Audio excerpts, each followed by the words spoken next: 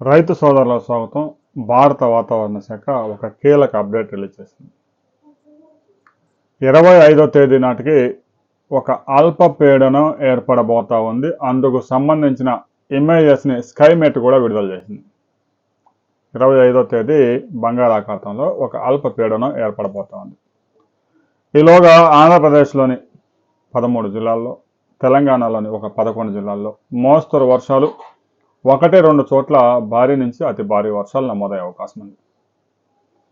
గడిచిన 24 గంటల్లో ఆంధ్రప్రదేశ్లోని కొన్ని ప్రాంతాల్లో 7 నుంచి 8 సెంటీమీటర్ల అతి భారీ వర్షాలు కూడా నమోదయ్యాయి.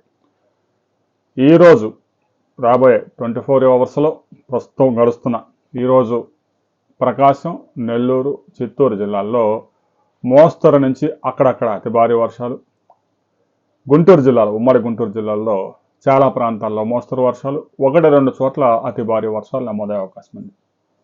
ఇక ఉభయ గోదావరి, కృష్ణా, గుంటూరు జిల్లాల్లో దాదాపుగా చాలా ప్రాంతాలకి మోస్తరు వర్షాలు, 1-2 ప్రాంతాల్లో అక్కడక్కడ 6 నుంచి 7 సెంటీమీటర్ల వర్షపాతాలు నమోదయ్యే అవకాశం ఉంది. విజయనగరం, విశాఖపట్నం, శ్రీకాకుళం, అనంతపురం, కడప, కర్నూలు జిల్లాల్లో చాలా ప్రాంతాల్లో జల్లులు, 1-2 ప్రాంతాల్లో మాత్రం అతి భారీ వర్షాలు నమోదయ్యే అవకాశం ఉంది. కొన్ని ప్రాంతాల్లో 7-8 సెంటీమీటర్ల వర్షపాతం ఒక గంటలోనే నమోదవుతూ ఉంది. 25వ తేదీ నాటికి అల్పపీడనం ఏర్పడబోతా ఉంది. ఇప్పటికే నైరుతి ఋతుపవనాలు నిష్క్రమించే పనిలో ఉన్నాయి. ఇక ద్రోణి ప్రభావం కొనసాగుతూ ఉంది. దీని ప్రభావంతో ఈరోజు, రేపు వర్షాలు కురిసే అవకాశం ఉంది. అయితే 25వ తేదీ నాటికి ఈ మధ్యలో ఒక 3 రోజులు ఉష్ణోగ్రతలు విపరీతంగా పెరిగే అవకాశం ఉంది. పగలు విపరీతమైన ఉష్ణోగ్రతలు, సాయంత్రానికి కుండపోత వర్షాలు అక్కడక్కడ.